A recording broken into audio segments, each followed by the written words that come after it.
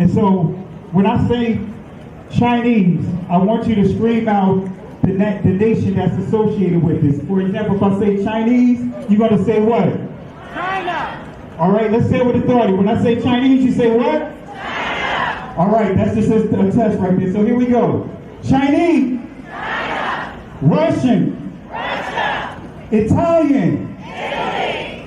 German. Germany. Swedish.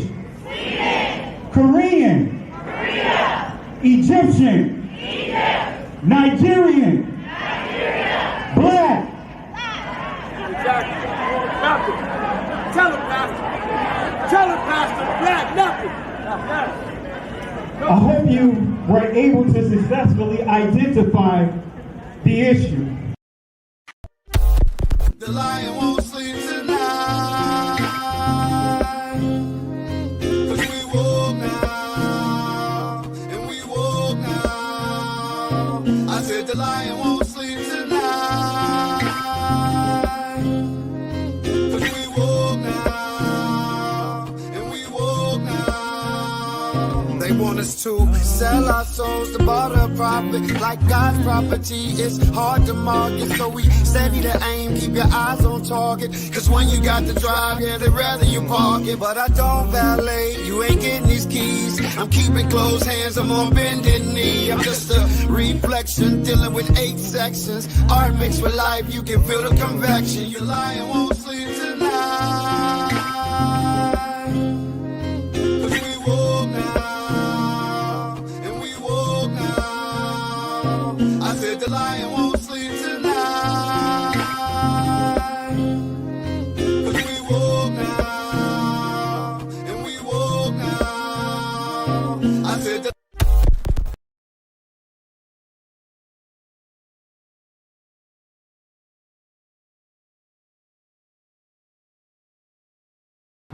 Before I let you go, I want you to address one thing, and it's just the absurdity of it. Some of the internet rumors that somehow Israel is behind the Charlie Kirk murder, and I don't believe it for 1 second. But I want you to make a statement. It's so absurd. That's insane.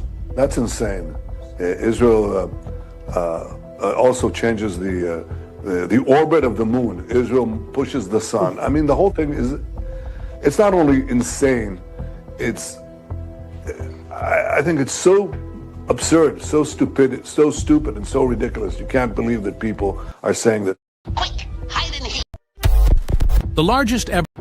Before I let you go, I want you to address one thing, and it's just the absurdity of it. Some of the internet rumors that somehow Israel is behind the Charlie Kirk murder, and I don't believe it for 1 second. But I want you to make a statement. It's so absurd. That's insane. That's insane. Israel also changes the orbit of the moon. Israel pushes the sun. I mean, the whole thing it's not only insane. I think it's so absurd, so stupid, and so ridiculous. You can't believe that people are saying that. Quick, hide in here.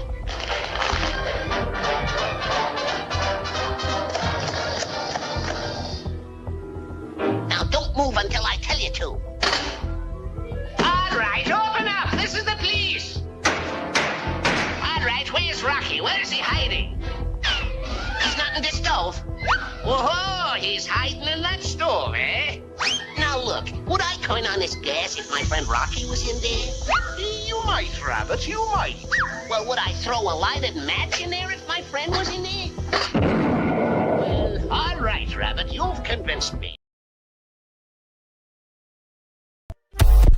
The largest ever U.S. delegation to Israel just took place. 250 state legislators from all 50 states arrived Monday for an event called 50 States, One Israel. They planted 50 trees at a site of the October 7th attacks and met with Israeli leaders. Netanyahu's office called it the biggest bipartisan visit of American lawmakers to Israel. Foreign Minister Gideon Sa'ar urged them to push anti-BDS laws in their states, which are meant to discourage boycotts of Israel. So far, 38 states have already adopted such measures. Saar described BDS as part of a coordinated global effort against Israel, saying the best response has been anti-BDS legislation. But the trip's timing sparked controversy. The very next day, the UN ruled for the first time that Israel is committing genocide in Gaza, while Israel relaunched its ground invasion of Gaza City. And despite its scale and timing, this massive visit has barely been covered by international media. Only local Israeli outlets reported on it, leaving many to question why such a major event went largely unnoticed.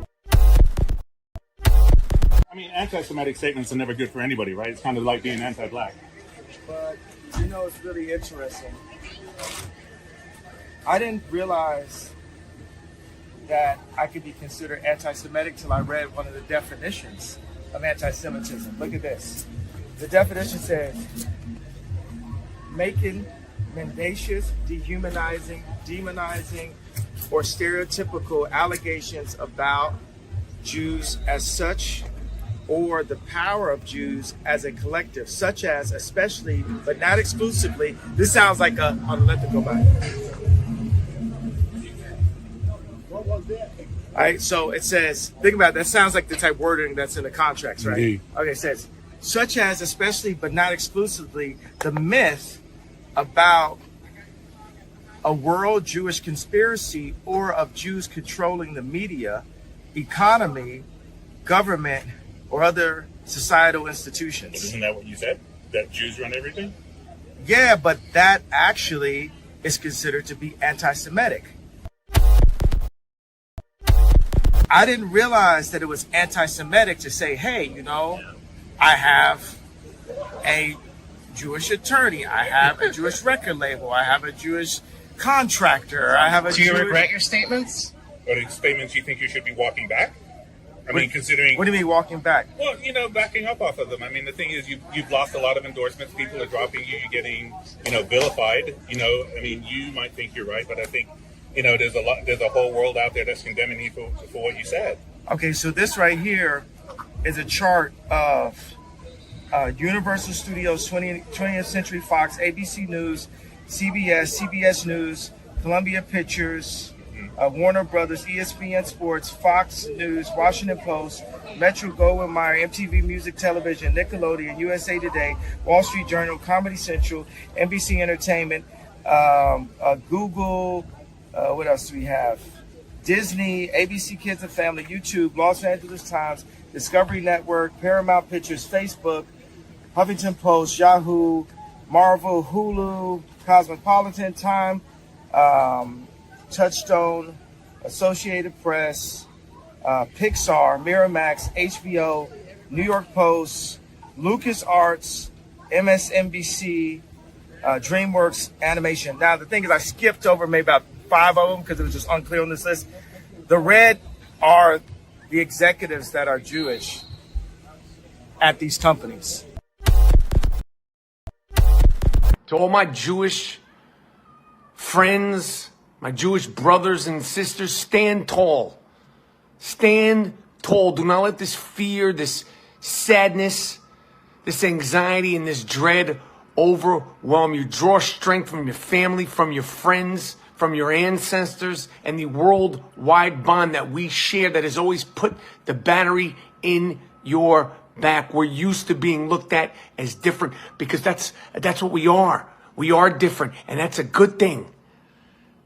I know that Jews are looked at as weak, but we're stronger than you can imagine. That's why you hurl propaganda. We control all the money. We control the media because it's plausible.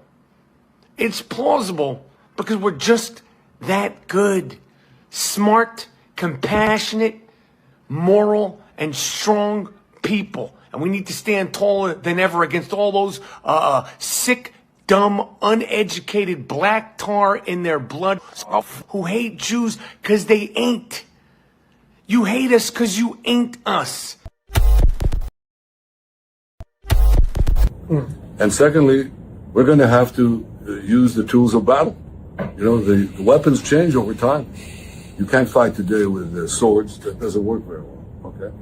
And you can't fight with cavalry. That doesn't work very well. And you have these new things, like drones, things like that. I won't get into that. But we have to fight with the weapons that apply to the battlefields in which we're engaged. And the most important ones are the social media. And the most important purchase that is going on right now is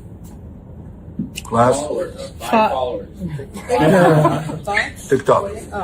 TikTok, number one. And I hope it goes through because it can be consequential. And the other one, what's the other one that's most important? X. Exactly. Very good. And, so we have to talk to Elon. He's not an enemy. He's a friend. We should talk to him. Now, if we can get those two things, we get a lot. And I could go on other things, but that's not the point right now. We have to fight the fight, okay? To give direction to the Jewish people and give direction to our non-Jewish friends or those who could be our Jewish our friends. Are we going to succeed with everyone? No. Will there be a strong counterpoint? Yes.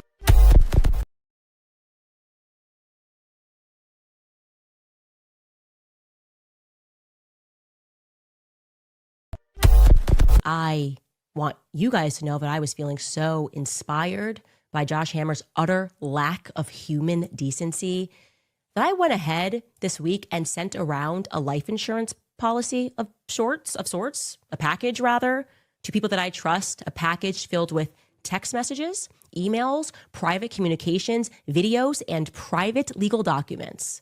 So that if anything happens to me, you guys will know exactly who it is that has been making my life a living hell over the past couple of years. People that are trying to bankrupt me and my family, that are threatening us, to sue us. Everything that Kanye said was so real. I want to say peace and blessings to you guys. Hope and pray all is well with you guys. Just thought I'd do a live tonight. I know I normally do lives on Saturday night, but because of the programs, things that we had going on, didn't do a live. But before I continue, let me go ahead and check this settings here.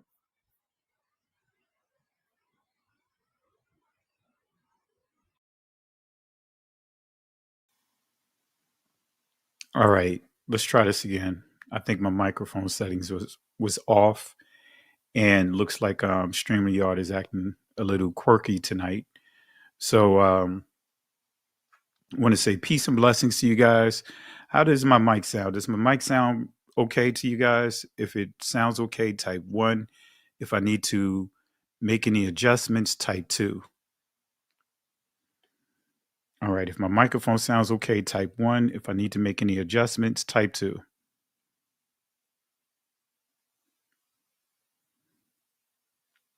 Okay. All right, so far it looks like everything is good. All right. Well, I decided to do a live tonight. Again, normally I do lives on Saturday nights or Shabbat night, and in many cases on Thursdays. But because of tabernacles and setting everything up and celebrating and so forth, didn't have opportunity to do a live last night. I was completely tired. I was out, and I was even tempted about sleeping outside again tonight. That's how comfortable it was. With the rain, because it rained in the middle of the night. Tent set up, and I was just tempted about just going back out there. Actually, I may even go back out there after we do this live here. But it was just so blessed. It was so blessed. So I didn't have a chance to do a live, and so I decided to do a unscheduled live tonight, just to touch on or keep the momentum going on the discussion about the cult of Baal. The cult of Baal, and we have a lot to unpack. And I believe that since I started doing this series, I believe many of you guys learned a number of different things that you were not aware of, and the connections and how we're connecting the dots with these secret societies and some of the things that we see playing out before our eyes. And tonight, I want to focus on the cremation rituals, and just thinking about the whole Kanye West situation, the Kyrie Irving situation, and even the latest video that Candace Owens had done after revealing the text messages. Now I know that many, rightfully so, within our community has some reservations about Candace Owens. Totally understand. But one thing I will say this: when a person is speaking truth, period, we cannot take away the fact that she's been standing 10 toes down on truth. Number one, and when I say truth, on what I'm going to reveal, I'm not going to say the BLM and all that other stuff. I don't support the George Floyd. I don't support. But when it comes to the 1948ers, she's been standing on truth. She's done something that none of the content creators from our community has done, especially at that high level. She debated not one, but two rabbis. And it wasn't even a close discussion. She obliterated them. She stood 10 toes down when Kyrie Irving was going through what he had gone through. Go back on my video clips, you'll see. She was one of the first ones to commentate on it when Stephen A. Smith was going way out in left field, and some of the other commentators were going way out in left field. When it came to Kyrie Irving, she stood 10 toes down on and for Kyrie Irving. Did not waver. Likewise with Kanye West. So say what you want to say. We can acknowledge that she's been standing 10 toes down, especially when she's been going at the 1948ers. So that's why I've been covering primarily her things that she's been stating about the 1948ers, because those many of the things that she's sharing is the things that we've been sharing.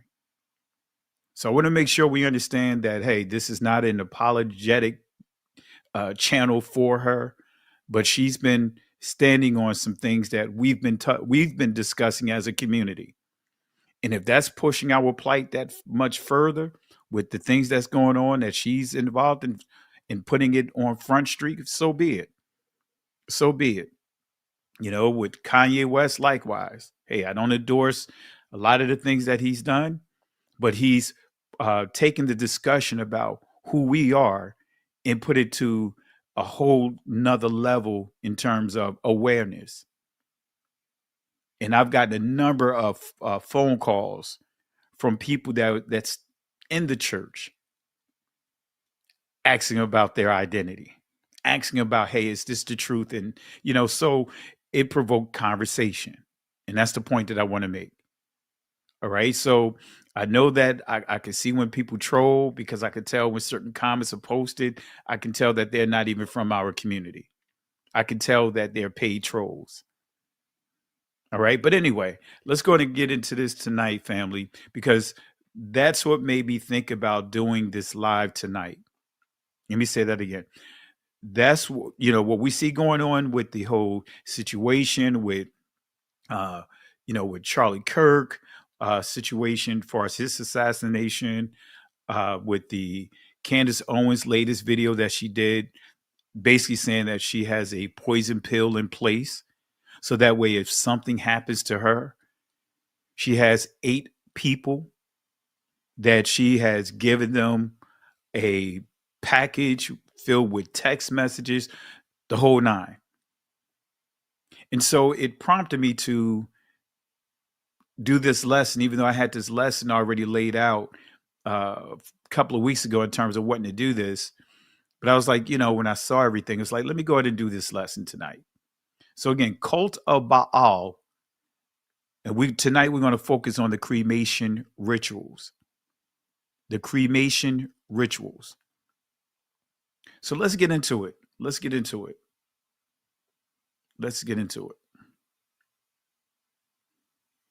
Let me just adjust my screen here.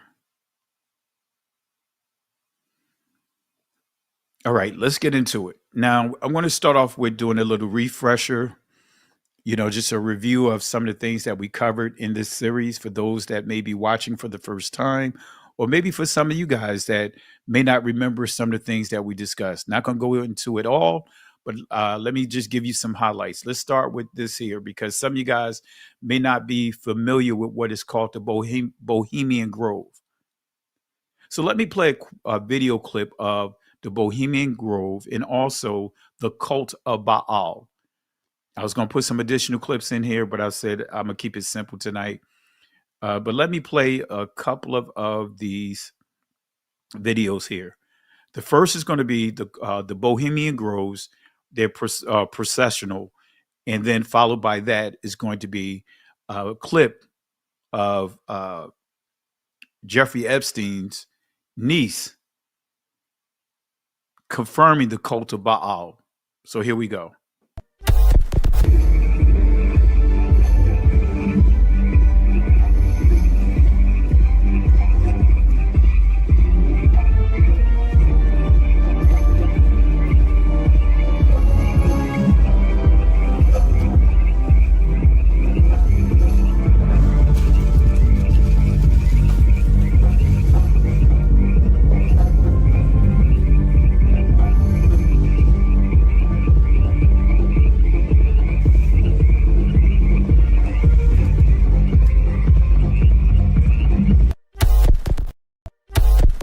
Cults and the bloodlines that continue to these generations, and I think you're the first survivor, perhaps, who's actually detailed how that has continued over the ages.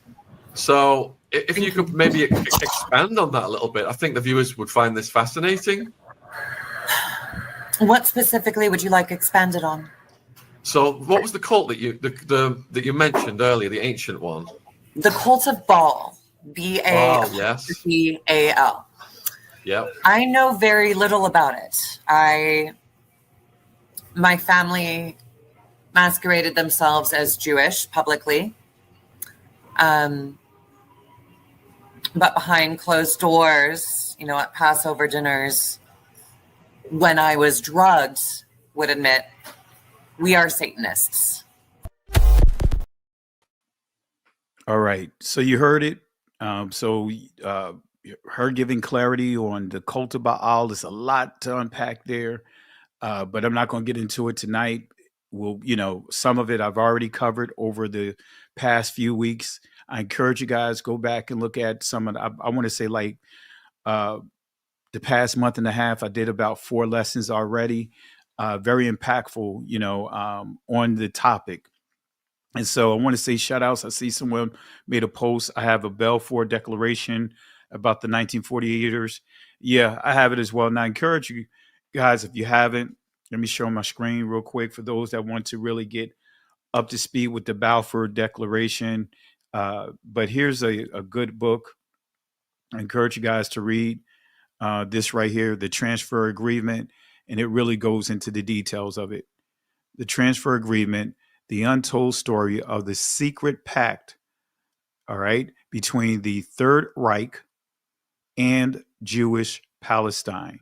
And what's interesting is when you listen to the clip that I played about Netanyahu, how he referred to the Democrats or the leftists, and even some in the Republican Party who is disagreeing, speaking out against the 1948ers, how he used the term Reich.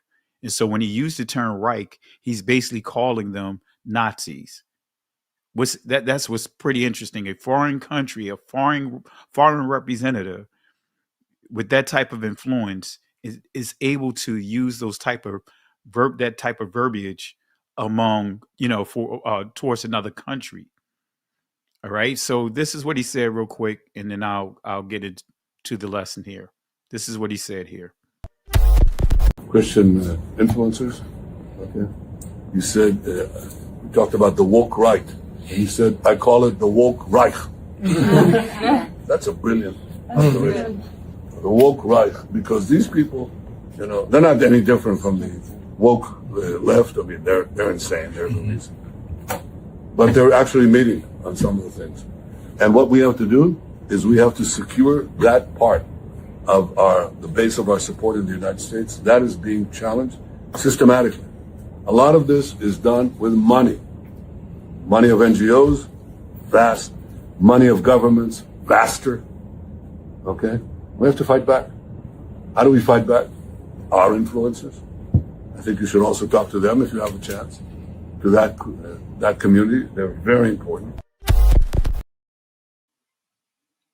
Unbelievable, right? But then again, it is believable, with this, just knowing the history of the 1948ers. All right. But anyway, let's go ahead and get started here. Let's go ahead and get started here. Let's get started here. Now, I'm not going to go into the full details because really I want to pick up on the Bohemian cremation care ritual, and I want to say this real quick too. Family, I am not going to change because of someone trying to hijack a narrative of using the word woke. I am proud of being woke. Now, of course, the Republicans took that term and hijacked it and associated all kinds of things to that word, such as the LGBT, QRS, TUV, XYZ community, attached all that stuff to the word, which that's the furthest thing to what the word woke means, especially towards among our community.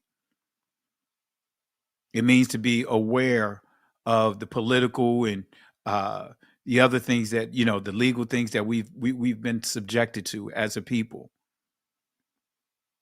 but not what it's been made out to be. But I'm not going to change because of people taking things and profaning it. That's the history of our people. Other groups, they'll take things, they'll try to hijack a narrative that belongs to us, and then they'll profane it just so that way we will say we're no longer going to say or do certain things. Just like brothers and sisters in this awakening don't want to use the word Hebrew or don't want to use the phrase Hebrew Israelite, all because of some of the attacks that came up under that label. I'm going to stand 10 toes down, and I'm going to make it clear that I am a Hebrew Israelite by blood, not by religion. My heritage proves it, DNA proves it, and I'll stand 10 toes down on that. And don't you guys, because of the heat that's building up or has built up from other communities attacking our community, don't allow them to have you start doing things that's out of our character. You be who you are called to be. That's why many people don't want to use even the ancient Hebrew, truth be told. That's why many would go with the masses, the herd behavior of whatever the masses are doing, like using certain phrases that I've proven that's not ancient Hebrew. Embracing Talmud and all kinds of crazy stuff. All because of what? Wanting to look a certain part and be separated from their own people. We call that in sports self-check. But anyway, don't you deny, don't you denounce, don't you be ashamed of who you are because of the heat building up or the heat has intensified to the point. You be exactly who you're called to be. Don't you change. Amen. So nevertheless, let's get into this here. One of the most famous and symbolic rituals performed at the Bohemian Grove is the cremation of care ceremony. Now, I know cremation could be a very sensitive topic among our community because more and more that's being pushed in our community. Cremation was not a big thing in our community, but now with financial challenges, and I won't just blame it on financial challenges. I'm going to point it to poor planning to where now, because of it being a cheaper process to bury, matter of fact, not even burying our loved ones, where when they transition, many have gone that route because it's cheaper. Family, you read the scriptures. Cremation wasn't something that was among the Israelite culture. If you study the Europeans, if you study the descendants of Japheth, you'll see it. And we're going to cover some of this here. When you read Jeremiah chapter 8, you'll see they took the bones, dug up the bones of all the Israelites and put it out of, laid it out before the sun. So that way it could dry out and use it as dung. Or should I say fertilizer? That's cremation. Think about what Israel did for in commemoration to what's his name? Joseph. Joseph actually did to Jacob, his father, about taking his remains, taking his body, and taking that with them as they went to the promised land. Same thing with Joseph. But cremation is not part of our culture. Wasn't part of our culture even when we look at the scriptures. So let's deal with this. Let's see what this cremation culture really is. And I encourage you guys, plan now. Plan now.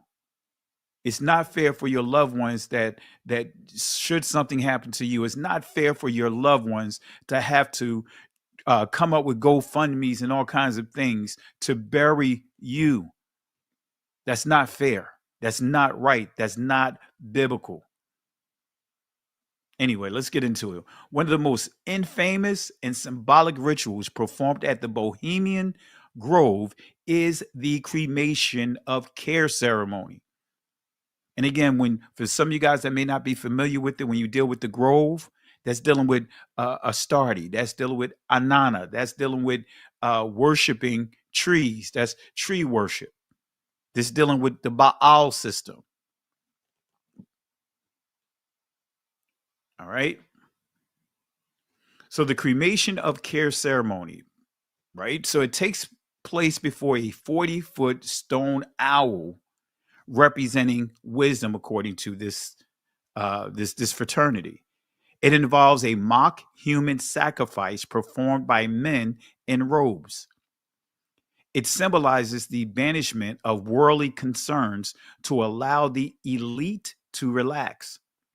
And so the Bohemian Grove is often linked to other secret societies such as Skull and Bones, Freemasonry, the Bilderberg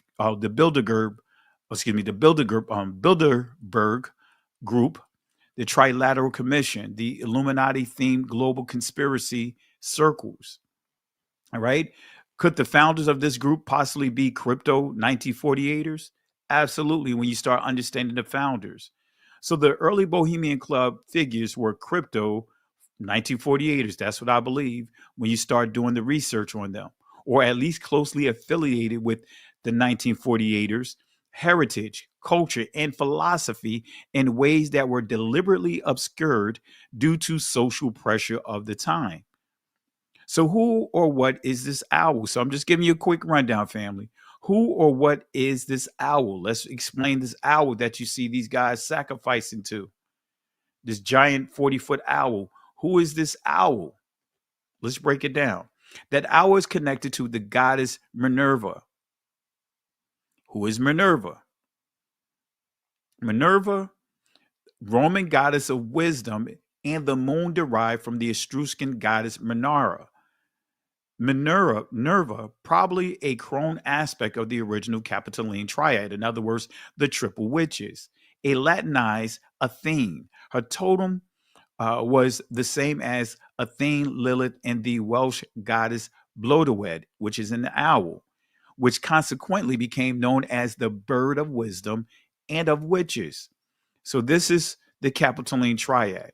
And this is a picture years ago of Beyonce with her mother and her daughter. And I think it was the Grammys, one of those award programs. And you can see that they are in the exact same position, but in the going the opposite, right? In the middle, right here, this is what is called the damsel. And the, as far as right here, in the center here, this is called the mother. And notice where this statue is, her hand is over her womb. And here, Beyonce is pregnant, and look at what she's wearing here. And then at the end, you have what is called the hag, right? And which is the grandmother, right? And look at what she's wearing, the horseshoe Yanni. All right. So this is not done accidentally.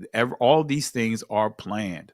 Okay. So let's continue here. So this is another example of Minerva. All right. Also known as Lilith. And we're going to get into that in a second. So Minerva is connected to the fraternity of the Illuminati.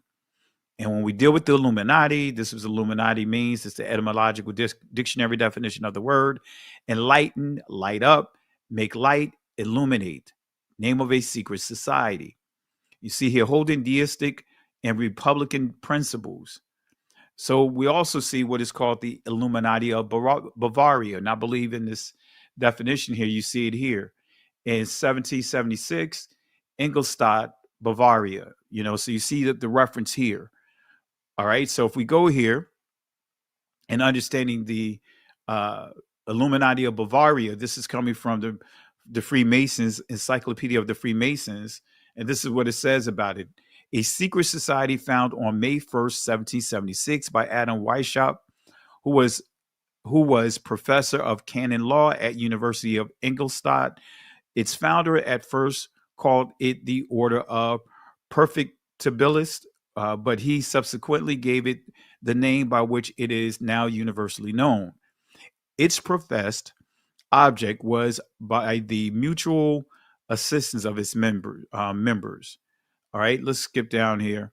Weishaupt connected with the Masonic institution in its internal organization. The Order of Illuminati was divided into three great classes, which, as you see here, namely, number one, nursery; number two, symbolic Freemasonry; number three, mysteries, each of which was subdivided into several degrees, making 10 in all, as in the following table. And this ties into the Tensiphera, but anyway, Jewish mysticism.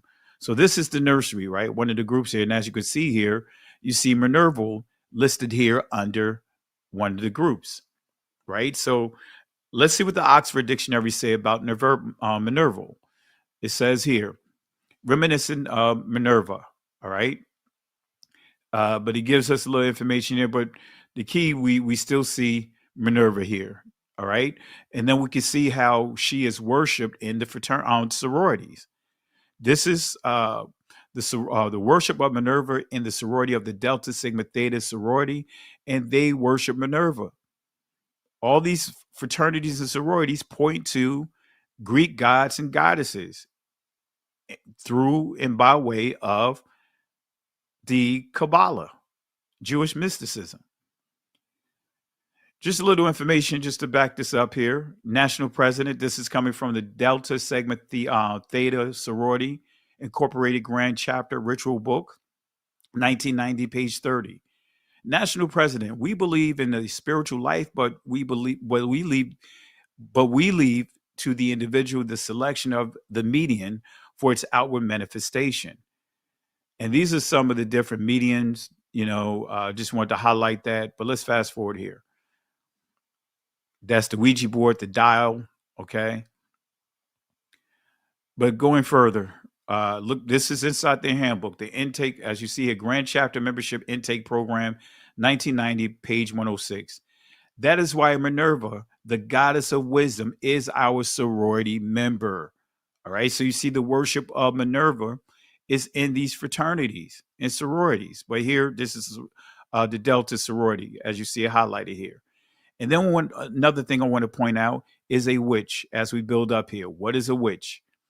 This is the etymological dictionary definition of what a witch is. It says here, female magician, sorceress, a woman supposed to have dealings with the devil or evil spirits. You see Wicca here as well. Sorcerer, wizard, a man or a man who practices witchcraft or magic. From the verb Wiccan, to practice witchcraft. We see soothsayer here. All right. You see divination. Interesting, right? Old English, wiggle, right? Wiggle, divination, necromancer. In other words, one who wakes the dead. So what is a witch according to the Bible, according to the scriptures? Well, you guys already know this. Just go to Deuteronomy, I believe, chapter 13. Let me see what the scriptures here that highlights it, because I didn't put the passages here. Let me pull it up here. Actually, I believe it's Deuteronomy 18, but let me pull it up here. I'm pulling it up on my phone so I can tell you exactly what the scriptures is.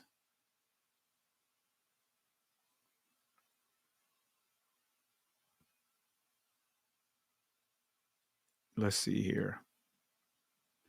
Yeah, it's Deuteronomy 18, beginning at verse 9, but you'll get down to verse 10 and you'll see the things that the Most High is telling Israel not to participate in.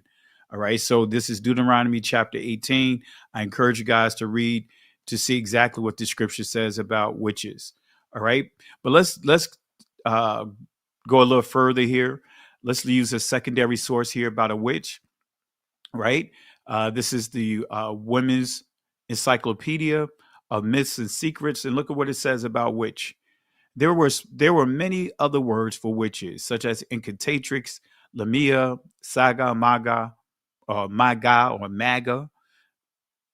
That's right, MAGA. That the group that we see. That's the political group, the cult. Malefica, sortilega, strix, benefica. In Italy, a witch was a strega or genera, an old title of a priestess of Jana, in other words, Juno. English writers called witches both hags and fairies.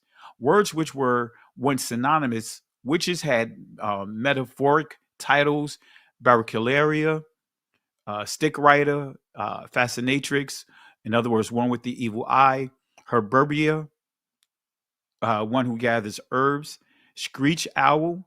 You see Pixidria, in other words, keeper of an ointment box.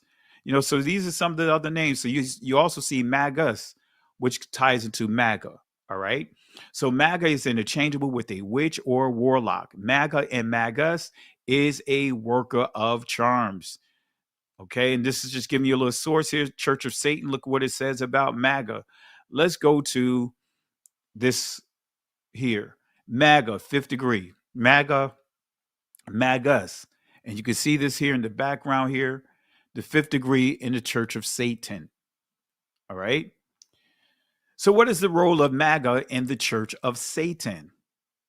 In the Church of Satan, the role of MAGA or magus represents mastery over satanic philosophy and rituals. Yep. So this is the dictionary of Satanism, and this is what it says about MAGA, a generic name for witch. The term used usually denotes a pleasure-seeking witch. Then you see magus, still synonymous, right? One of the 10 grades corresponding to the Sephiroth in Aleister Crowley's Kabbalistic system. So you see how this ties into Jewish mysticism. Magus, all ties into Jewish mysticism. What do we see right now? The leader of MAGA is heavily involved in the 1948ers, right? This is the head of MAGA. Let's see what. Let's see. Let me play a couple of clips of the head of MAGA. Let me just at least play one clip. Here we go. Should we do that on camera? Absolutely. Sure.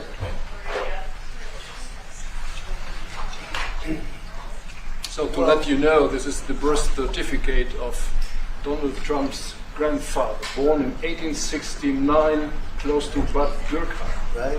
Yeah. That's called and serious. his Christian name was Friedrich. Right? That's serious German. Serious German name. That's serious. Bad Dürkheim is serious German. But I want to thank you very much for, first of all, I want to thank you for that. That's beautiful. pleasure. Thank you very much. Thank you again. Fantastic. We'll put it up in a place of honor. Yeah. Aman, as you can see,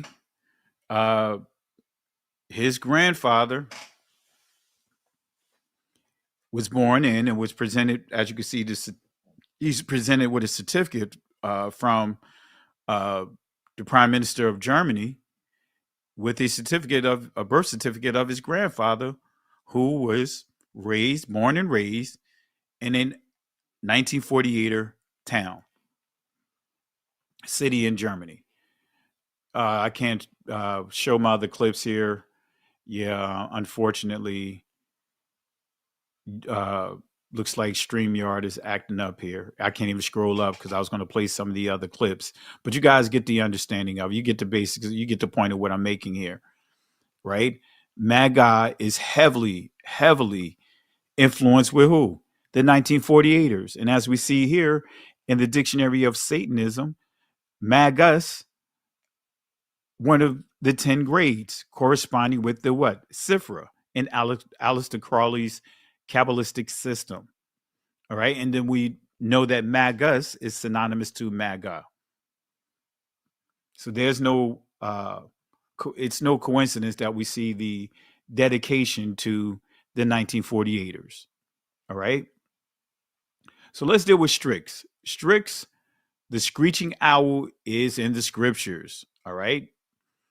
The owl in connection to Lilith appears both in biblical scripture and later in Jewish mystical traditions. And this is coming from Isaiah chapter 34, verse 14. And the thorns shall come up in her palaces, nettles and brambles in the fortresses thereof, and it shall be an habitation of dragons and a court of owls, for owls. Right? And then we see in verse 14, and this is the key right here, the wild beasts of the desert shall also meet with the wild beasts of the islands, and the satyr shall cry to his fellow, the screech. In other words, the owl in ancient Hebrew, you'll see la ya la yath. This is where you get the word transliterated word Lilith, also shall rest there and find herself a place for rest. So we see Lilith mentioned here, but it's from a demonic perspective, according to scripture. Verse 15, there shall the great owl make her nest and lay and hatch and gather under her shadow. There shall the vultures also be gathered, everyone with her mate. And then we look at Lilith, the Hebrew definition of the word, a night specter. We see owl, screech owl, name of a female goddess known as a night demon who haunts the desolate places of Edom. So she's also a night demon. So this passage is a judgment prophecy against Edom and Babylon, portraying desolation filled with demonic or unclean creatures. Lilith the owl is symbolic of dark feminine spirit, abandonment, or danger in the wilderness. All right. So Jewish mysticism created another Lilith, right? They created another Lilith. The Lilith that they created is the one that they created, saying that she is the first wife of Adam. That's not even biblical at all. They created that. The 1948ers created that mythology. So Adam's first wife was a relic of an earlier rabbinical attempt to assimilate this Sumerian Babylonian goddess Belit Eli or Belili to Jewish mythology. So this is basically, as you can see, when you start understanding Lilith, Lilith is not biblical. It's not in Torah at all. So Hebraic tradition said Adam married Lilith because he grew tired of coupling with beast, right? In other words, this is where you get in bestiality, right? Bunch of nonsense, family. I'm not going to read all of this. So Lilith the Owl connection reveals the symbolism at Bohemian Grove. All right. The Bohemian Grove is deeply rooted in ancient esoteric traditions, not random or theatrical, draws heavily on Kabbalistic and Talmudic archetypes, represents a ritual control of conscience and chaos, possibly reflecting the elite's psychological framework for power. And so the 14-foot stone isn't coincidental because of the significance of the number 4, 40, and 400. The fourth letter of the ancient Hebrew letters is the Dalath, which means door, lid, focus. This is the entrance of the temple. All right. That's the Dalath there. Okay, just to give you guys an illustration. Right. So the Dalath is number 4. Numerical value is 4. The Mayam is the numerical value is 40. Right. Let me fix this here. All right. So the 40-foot statue literally becomes a doorway, a threshold into ritual space, just as the Dalath represents the door of the temple, the tabernacle or temple.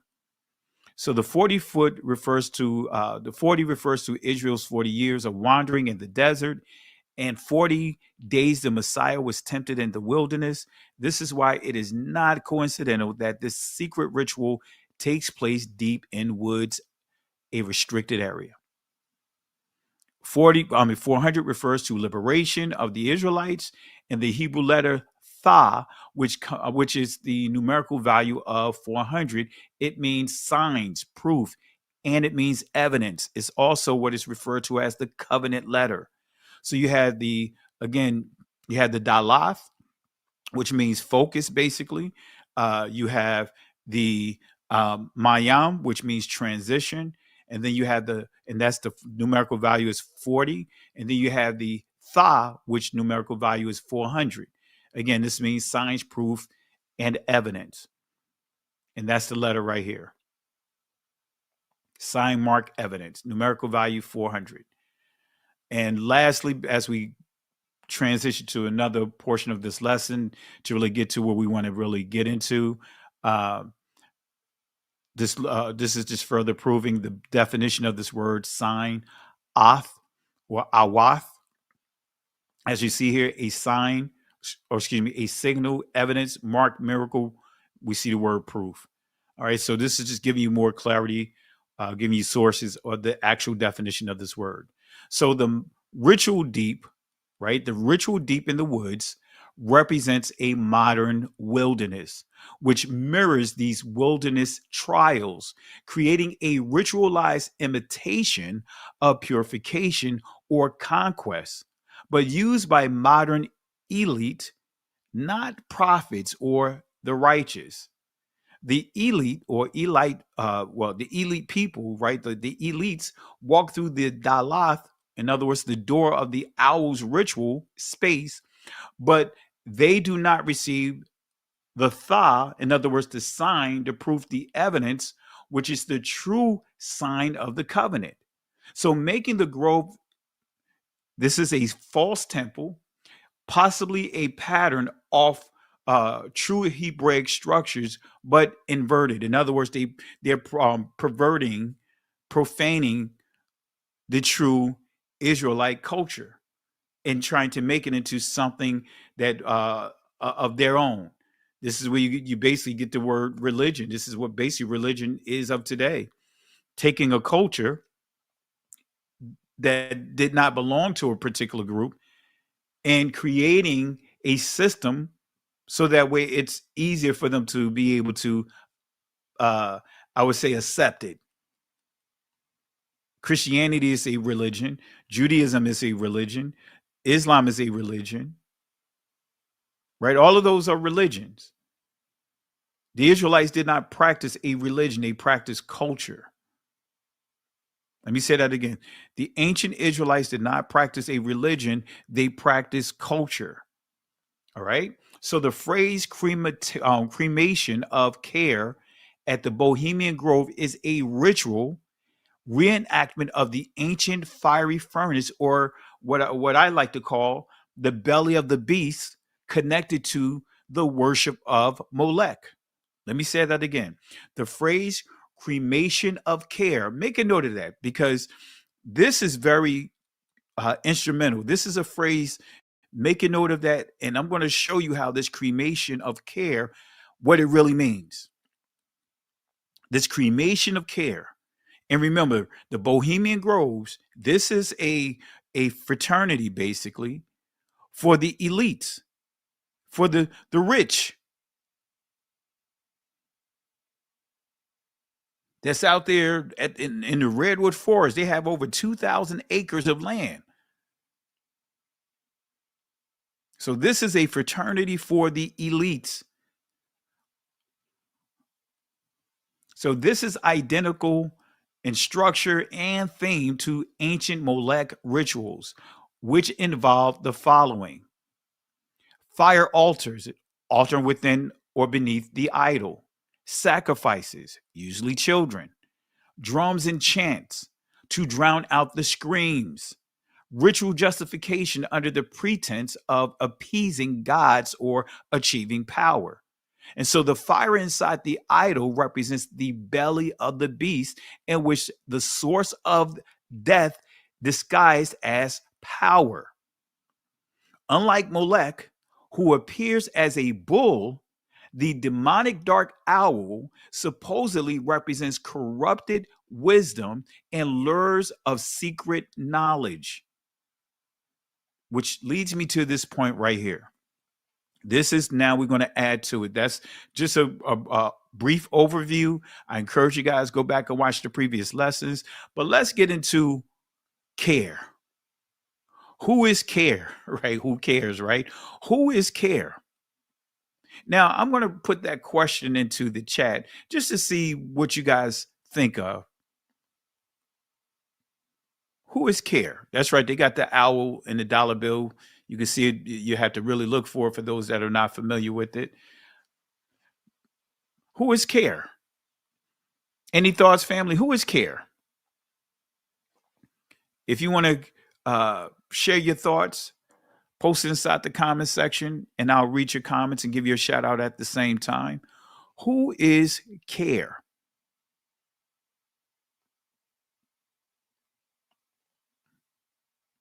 All right. All right. Let's see here. Yaquaba said, don't know. Golden Mask, shout outs to you. Compassion. Who else here? Yolanda H. Conscience. All right. Anyone else before we continue?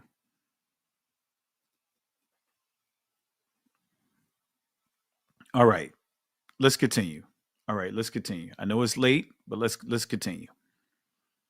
Who is care? Who is care? In the Bohemian Groves, own mythology, care is not a person, but a symbolic effigy. In other words, the embodiment of anxiety, guilt, and moral responsibility that members are ritually freeing themselves from during their annual retreat. Let me say that again. Care is not a person, but care is the embodiment of anxiety, guilt, and moral responsibility that the members are ritually freeing themselves from during their annual retreat. And this is 3 songs, right, that is sang in the video that I have. Someone secretly recorded their processional or their service as a whole. I think it was like a 3-hour video split up into 2. And when they get around the processional, no, not processional, but the cremation ritual, this is the songs that they sing. I didn't list them all. I think it was like 5 or 6 songs. But I want to highlight a key point. All right. So the first portion of this particular segment of this, their ritual, the cremation ritual, is the invocation to the owl. And the song reads, "No fire, no fire, bring fire, our ancient flame rekindled now. Great owl of Bohemian, we bow. We thank thee for thy counsel wise. O thou great symbol of all mortal wisdom. So that's the invocation to the owl. Then you have this song, this chant here called the Pilgrims of Bohemia. And it reads, we are the pilgrims of Bohemia who seek the forest peace. No care shall break our spirit here till summer's joy shall cease. All right. And then here's another song. And I think I have one more after this. Be gone, dull care. So you see, it says, be gone. Who are they telling to be gone? Who are they telling to be gone? Remember, let's go back here. All right, let's go back here to care. When it's telling them to be gone, they're telling anxiety be gone, guilt be gone, responsibility be gone, accountability be gone. And even I think someone posted in the comment section, conscience. All right, conscience. Hey, have no conscience. Let that be gone. Your conscience be gone. So that's what that song represents. When where you see care represents anxiety, guilt, moral responsibility. In other words, no accountability for their actions. This is the whole process. These are rituals of them, basically going through to release themselves, to release the accountability for their actions, whether it's to cheat people, whether it's to murder people, you name it. That's their way of freeing themselves. That's what this entire festival basically is for. So let's go back here. Look at what it says here. Now, let me go here. All right. Be gone, dull care. So it's telling care to be gone. Once again, we banish thee. Be gone, dull care. In other words, be gone responsibilities. Be gone accountability. Be gone any sense of moral respect, moral compass. Be gone. Fire shall have its will of thee. So consuming what? Their conscience, consuming their responsibilities of whatever they had done. Be gone, dull care. Bohemia's children call to thee, be gone. And this is what's interesting right here. In this particular song, which is called the fire song. Bring fire to burn the body of care. Make a note of this, family. Make a note of this. Make a note of this. Yeah, family, I know they're going to mess with the likes. That's what they do. They've been trying to suppress the channel for the longest. They done removed 25,000 plus subscribers, the whole nine. And so I really appreciate it for making that note, Chastity. But, just hang in there. This is what YouTube does. This is what these platforms do, basically confirming that we're doing the right thing. So look at this here. Look at this here. Bring fire to burn the body of care. Lift up your torches high. Let flame consume the pyre. Or pear, or pyre, however you want to pronounce it. Pyre. I'm trying to say it with my accent here, but nevertheless, these two key words that really stood out to me: care and pyre. Right? These two things stood out for me, and I'm gonna explain to you why. But it says, burn the body, flame consume the pyre. Right? Let flame consume. Right? So this is something that really had me thinking, like, wow. When I read this song, and I'm going to show you what came to mind seeing this song, but real quick, someone made mention of this. Let me show you something, and we're going to tie this in as we progress here. This is a video clip of the commander-in-chief, a video that AI video that he posted.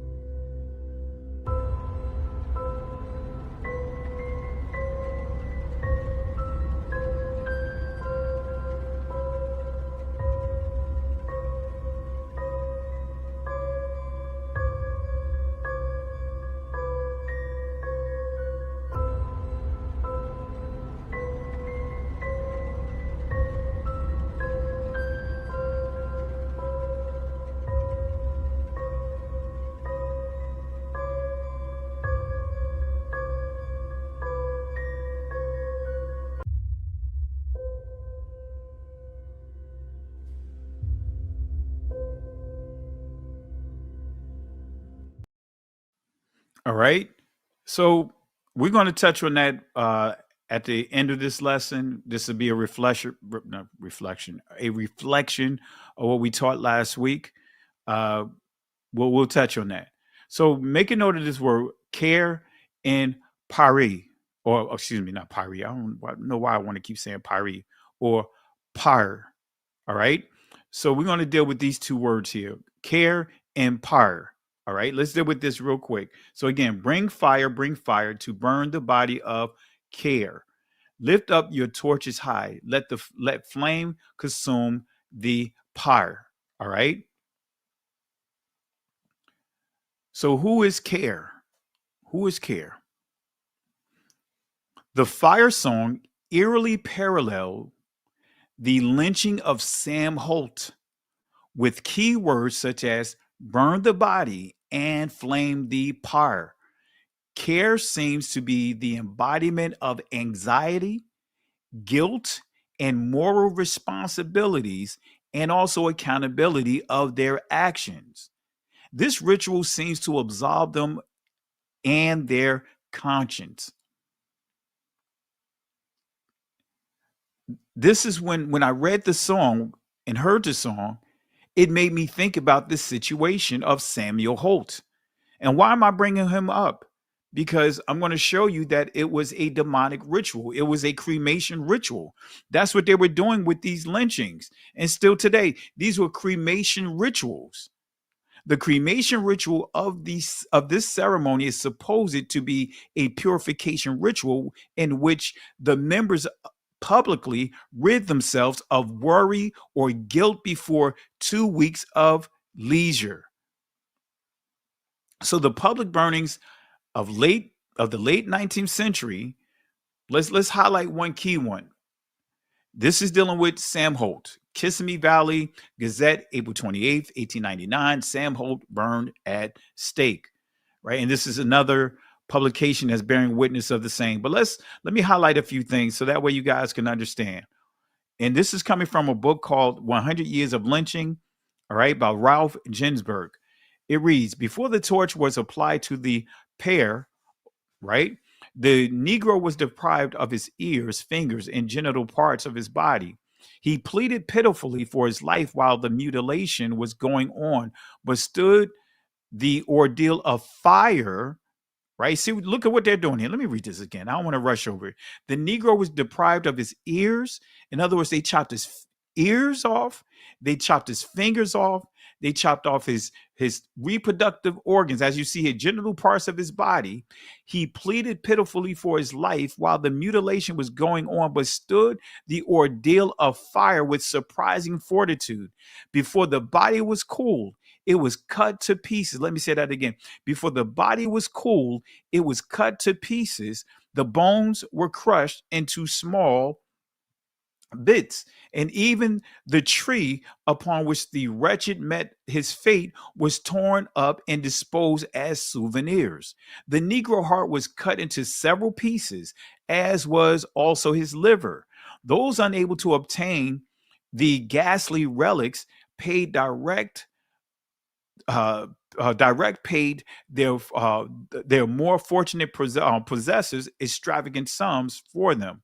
In other words, small pieces of bone went for 25 cents, and a bit of the liver, crisply cooked, sold for 10 cents. As soon as the Negro was seen to be dead, there was a tremendous struggle among the crowd, which had witnessed his tragic end, to secure these souvenirs. A rush was made a rush was made for the stake, and for those near the body were forced against it and had to fight for their freedom. Knives were quickly produced, and soon the body was dismembered. All right. So this is what made me think about all of this. When I read, when you see the body of care and burning the par, right? Seeing those things, it just really stood out to me. And this is what came to my mind about this situation. So the conclusion of the drama, right? And we're going to touch on what drama is of Sam Holt, because drama is a part of this ritual. Drama is part of the cremation rituals. I'm going to prove it here. The conclusion of the drama of Sam Holt was his body cut into pieces and sold as souvenirs. So the newspaper description of lynching, such as the 1899 murder of Sam Holt in Georgia, use almost the same vocabulary: burned at the stake, flames eat away the flesh, crowd fights for souvenirs. This is the same verbiage inside the songs that I read. So look at here, John chapter 19, verse 23. This is what's interesting, right? Then the soldiers, when they had crucified Yahushua, took his garments and made 4 parts, to every soldier a part, and also his coat. Now the coat was without seam, woven from the top throughout. Verse 24, they said, therefore, among themselves, let us not rend it, but cast lots. And this is the reason why I'm bringing this up, because when you start thinking about what happened to our people, it mirrored what happened to the Messiah. It mirrors it, how they cast lots for his garment, cut it up. They were doing the same thing to Sam Holt, along with many of our ancestors. That's really the whole lynching is nothing more than a cremation ritual. The Messiah was going through what? Being subjected to a cremation ritual. And I'm going to prove it here. The 22nd book of Psalms, starting at verse 16. For the dogs have come past me, the assembly of the wicked have enclosed me. They pierce my hands and my feet. I may tell all my bones. They look and stare upon me. They part my garments among them and cast lots upon my vesture. So is this lynching period, and this is a question, this is from a lesson that I did a while ago. Is this lynching period a time of sorrow the Messiah prophesied? We'll deal with that, but not tonight. But because the Messiah prophesied on 3 periods. The sacking of Jerusalem, which would have been the time of sorrows, and we're going to touch on that a little bit. Then you had the Great Tribulation, and then you had the last period after the Great Tribulation, which you see highlighted three different periods of affliction. But anyway, those reports show an actual mob trying to absolve its fear and rage through the destruction of a human body. Right, that the murder of Sam Holt, right? The news articles reports show an actual mob trying to absolve its fear and rage through the destruction of a human body. That human body is Sam Holt, our people. Again, remember, the whole purpose of this ritual, this cremation ritual, is for them to what? Absolve themselves from any accountability. See, slavery here in this country, guess what? It is a what? Cremation ritual. Because guess what? They found ways to absolve themselves from any accountability to our community. They come up with every excuse. Have you guys noticed that? They take no accountability. No accountability. We don't just need them to say slavery was wrong or I'm sorry. Or, they say get over it. Wait a minute. You can't get over it when other communities have built basically empires off of us. The 1948ers built generational wealth off of us. The Catholic Church, the Christian Church built generational wealth off of us. Islam built generational wealth off of us. But we're the ones that told to get over it. That is part of the cremation ritual to what? Absolve its fear, right? Absolve any accountability to what they had done. All right.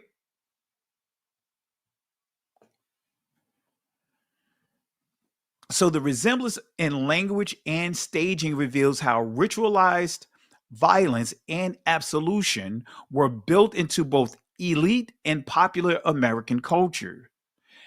At the turn of the century, one aestheticized, in a private grove, the other acted out brutally in public squares. So one is carried out in what? private. They do these in these secret chambers. But during, actually, we could say during, even as far as the lynching period, they was doing this in public squares.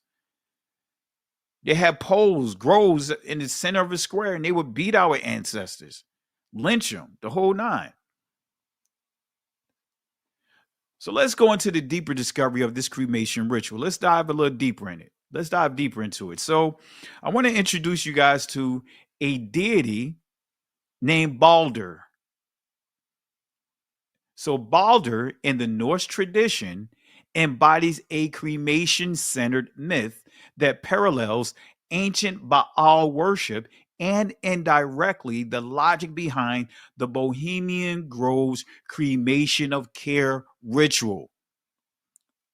I'm going to connect the dots here, family. So notice that I said Norse, right? So I'm going to show you Norse connecting to the Babylonian ritual, to connecting it to the cremation ritual. The cremation of care ritual. And there should be a group of people that you guys should know by now that connects to the Norse. But we'll get there in a second here. This is Baldur. Let's see who Baldur is. Norwegian name for the god Bel or Baal, sacrificed as a son of Father Odin. Wait a minute. So you have Baldur, who is a Norwegian name, right? The name is the Norwegian name for the god Bel or Baal. So Baldur, which is the son of Odin, is what equivalent to Baal. Look at what you see. Baal, you still see Baal here. You see how all of this connects, family? Baal, Norwegian name for the god Bel or Baal, sacrificed as a son of Father Odin. He descended into the womb of Mother Hel, the underworld. At Doomsday, Ragnarok, right? Ragnarok, this is to get into Götterdämmerung. Remember what I told you guys, that word Götter, those are what? That word, this is where you get the word God from. Those are from mortal deities that they call God or Gott that was going to die. Ragnarok is like a judgment day for them. Götterdämmerung is the place for what? Dead deities, dead mortal deities. So when you say put that word God in association with Yahweh, that's what you call an immortal, a dead deity, a dead father. So Balder, again, is the son of Odin. Let me say that again. Balder is the son of Odin. So again, at Doomsday, Ragnarok, he would return to the earth in second coming. He would establish a new earth and a new heaven after the passing of the old who? Destructive gods. The destructive Gotters in their world. Balder's effigy is still burnt at Belton fires in Scotland and Ireland. Scandinavians knew them as Balder's Balfires or Balefires. His was the spirit inhabiting the Belton cake, an effigy of god flesh like the Christians host, sometimes man-shaped like the symbolic dough victims of the Far East. Right. So, you know how Christianity, Catholicism, they began to hijack this and incorporate this in many of their practices. But nevertheless, such pagan hosts probably gave rise to the living gingerbread man of the fairy tale. There's a whole nother story about the gingerbread man. I may do a special series on the gingerbread man.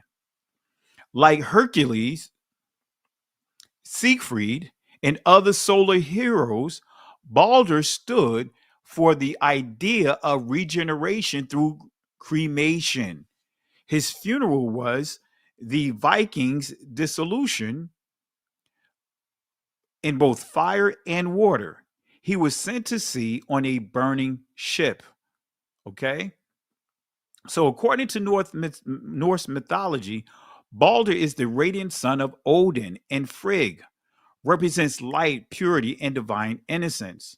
According to the Prose Edda or Edda and Poetic Edda, Balder is slain by the mistletoe. You see how the mistletoe come into play? Slain by the mistletoe arrow of his blind brother Heor, manipulated by Loki, a pattern of the innocent divine victim slain by deceit. His funeral, Par, is one of the most dramatic scenes in Norse mythology. So again, Scandinavians knew them as Baldur's balefires. He or his was the spirit inhabiting the Baltan or Beltan cake. So think about it here. You had the Beltan cake. Beltan cake sounds like what? Milking cookies for Santa? It sounds like what? The cakes that was baked for Baal. Let me show you here. Israel sacrificed their children to the Queen of Heaven. The women offered milk and cookies. Jeremiah chapter 7, verse 18. The children gather wood. Fathers kindle the fire. The women knead their dough to make cakes to the Queen of Heaven and to pour out drink offerings unto other gods. Look at this. You see them making what? Drink offerings. You see cakes. They bake cakes. Jeremiah 44, verse 19. So you see, here it is. Excuse me. Here it is again. Them making cakes for her, right? And when we burn incense to the Queen of Heaven and poured out drink offerings unto her, did we make her cakes to worship her? So they made cakes. So you see, cakes is tied into, the worship of Odin. Actually, ultimately, the worship of Baal.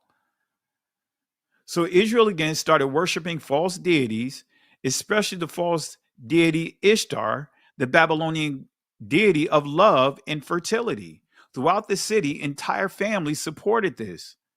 Children gathered wood while their father lit the fires, and the women knead the dough to make bread to offer this deity called the Queen of Heaven.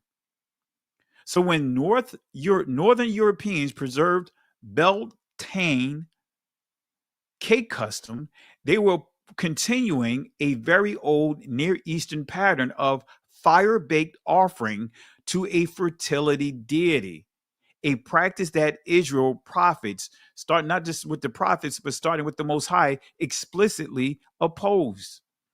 In biblical terms, Beltane, cakes for Balder, and cakes for the Queen of Heaven are two cultural faces of the same ancient Baalic fire commune ritual, or should we say rites. So Balder, baking cakes for Balder and baking cakes for the Queen of Heaven, they all stem from the worship of Baal. This is still dealing with the cremation ritual. Those cakes are all part of the cremation ritual. Them cutting up Sam Holt and eating his body like that was all part of the cremation ritual. So what is Balder's balefires? What is Balder's balefires? Excuse me. When Christianity arrived in the North, Balder's balefires, which are spring fire festivals, were rebranded as Beltane fires, still honoring Baal Tan, known as the fires of Baal. You see how Baal is all in this? The Bohemian Groves. We acknowledge that Balder, the son of Odin, still tying into what? The Bohemian. This is all the Bohemian groves. Is all of this is connected. When we start dealing with the cremation of care, which is ultimately a cremation ritual. So cremation of care, cremating the responsibilities. These sacrifices is what? Removing responsibilities. So in Norse rites, cremation sends the soul to the divine realm and purifies the living. This is getting into, as we pointed out, cremation. That's the descendants of Japheth. That's not an ancient Hebrew Israelite practice. In Norse rites, remember the Norse, if you guys remember, that's why I had this individual here. The Norse, they're the Vikings, the Northmen. Do you guys remember who the Vikings, the Northmen, are connected to? If you remember, type it in the chat and I'll peep it out as we progress here. So this symbolism reappears in Bohemian Grove's cremation care, where the body, in other words, this effigy, is burned to release the participants from the burden, from guilt and morality of whatever things that they had done. So them burning our ancestors, by them doing what they did in these lynchings, it, in their minds, it takes away the accountability. It releases them from being accountable for their actions. Wicked, straight wicked. Let's see, 1948ers. Let's give Amma love and support. Appreciate you, Amma, being inside the building. Really appreciate you. Thank you for the love and support. Said the 1948ers. Oh, you close, you close. And while we're here, let me give a shout out here. I didn't know that we had a super sticker here. I want to say shout outs to Ezekiel Israel. Family, let's give Ezekiel Israel some love and support. Thank you again for the love and support tonight. Really appreciate you. Hallelujah. Hallelujah. Let's see here. Gentile killer. He says the Jutes. Okay. Let me pull that up here. Let me see what his comments here. It's not pulling. There we go. The Jutes. R.C. Smith said Gog and Magog. Miss C says the Scythians. Guess what? You hit it on the nose. It's the Scythians. Let me see here. I'm telling you this. They are the glue to the descendants of Japheth. Let me see here. Oh my goodness, they made an agreement with. That's right. They made an agreement with Baal. Shout outs to Yaquaba. Scythians. That's right, Yolanda. Shout outs to you, Yolanda, sister Yolanda. What now? The Scythians. That's right. It's the Scythians. Texas grown, and they do this sacrifice before 40-foot statue. That's right. It's a 40-foot statue. It's an eagle, not an eagle, but an owl, but it's still equivalent to Malak. And the base of it is where it's what I refer to the belly of the beast. This is where you get the belly of the beast. That's where the sacrifices have to pass through. All right. Kimmy said Germanics. All right. All right. Let's see what else here. Not to be stuck on Sam Holt or Hose. It was a tragic story. These people are diabolic. It was eventually found out to be self-defense. That's right. It was all self-defense. It was a bunch of lies. That's how they triggered it. They always had to, part of the ritual, they have to make up a lie. His case, they lied about him, about committing a crime. And actually, it wasn't just him. Another Negro was murdered as well, cremated, so to speak, part of this cremation ritual as well. All right, but really appreciate it. Hey, I can't let that go, and that's why I'm doing this lesson here, so we can see the demonic forces in action. All right, Miss C, yes. All right, so you guys hit it on the nose, though, pretty much. When you see the Norse, they are connected to the Scythians by way of the Scythian Jots or the Jutes. They're the same people. You guys know I've been teaching on that for ever. So the Bohemian Groves, this all ties into Japheth. This all ties into who?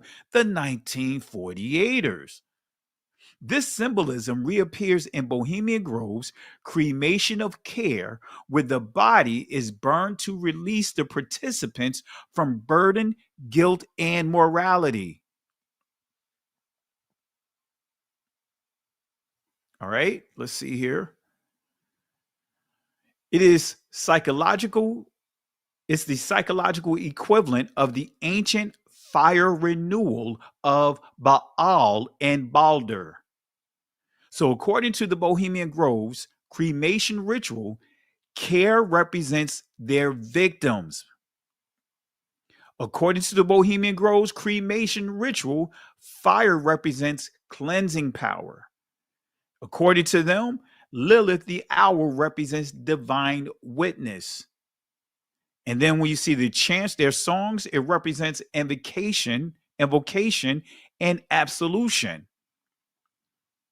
So where Balder's cult belong? Who do they belong to? You guys gave the answers, but let me give you a little more information.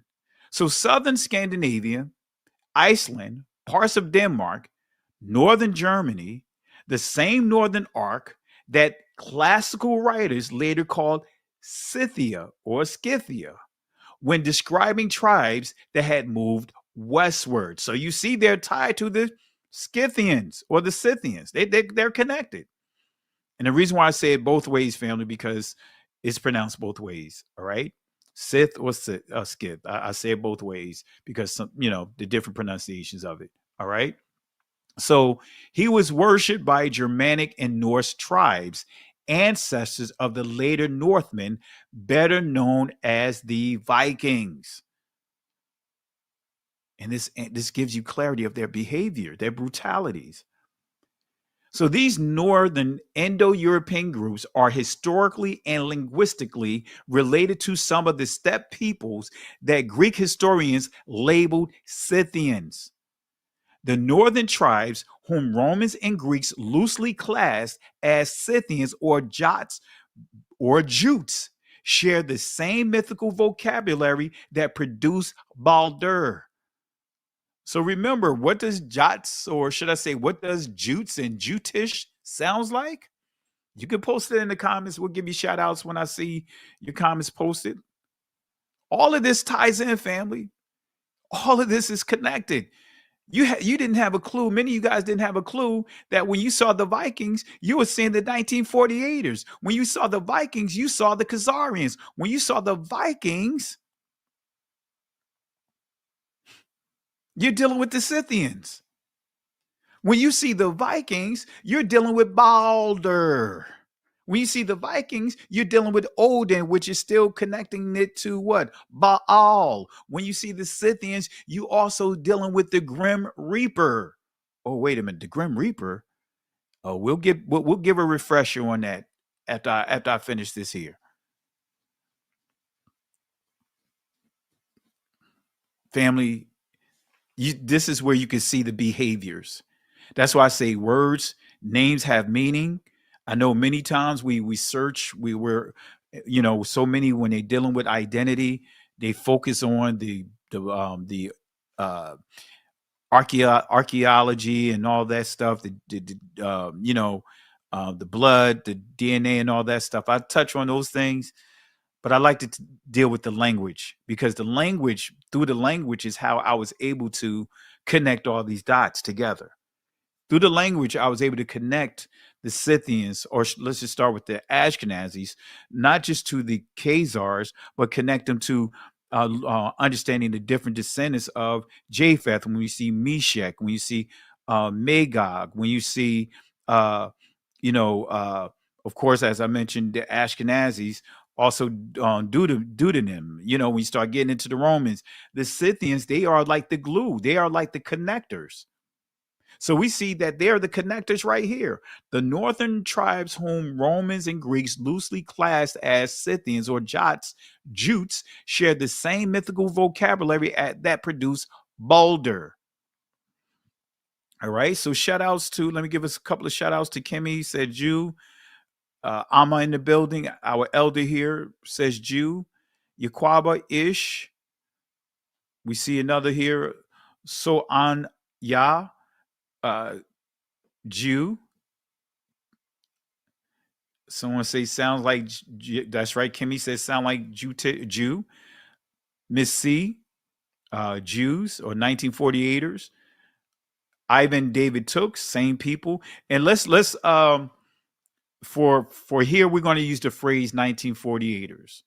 All right, we're going to use the term 1948ers. That's why I created that term 1948ers, just you know how it goes, the way these algorithms and all is working. All right. But you already know what Jew and Jutish sounds similar to Jew and Jewish, the 1948ers, right?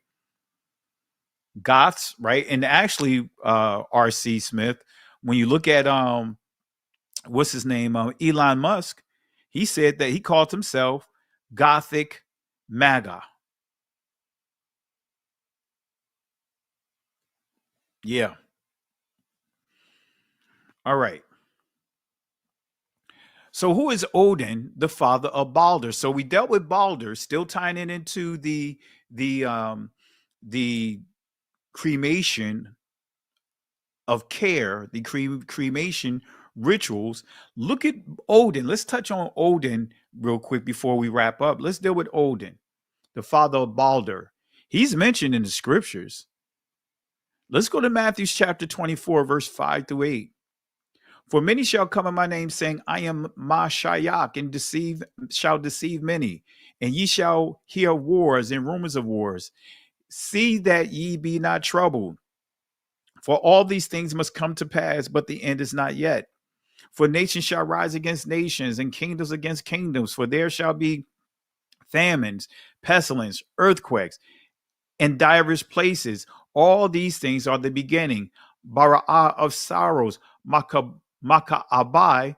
But we're going to deal with that word sorrows in the Greek. We're going to deal with that in the Greek. So you can really understand, and you can see, tell me if this is coincidental.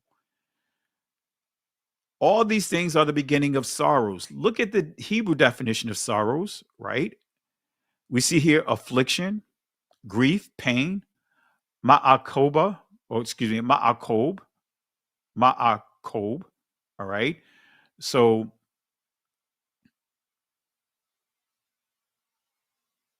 all right. That's a crazy pronunciation. I mean, writing of it right here. Because if you read it, it's ma'kaob or ma'kaob, however you want to pronounce it. But I'm looking at how they, I guess, how it looks. Ma'kob, ma'kaob. Anyway, how you want to, I'm used to saying that ancient ma'kaob, because I'm pronouncing this as this aleph as a letter. In ancient Hebrew, it'd be ma-ka-ab, right? But as you see here, silence in the aleph anyway. But as you see here, anguish, affliction, grief, pain. But let's look at it in the Greek, family. Let's look at sorrow in the Greek. Look at what sorrow mean in the Greek. In that text, you're going to see this Greek word that says Odin. Wait a minute. What does Odin sound like? As you see here, Odin, it means pain, sorrow, travail, intolerable anguish.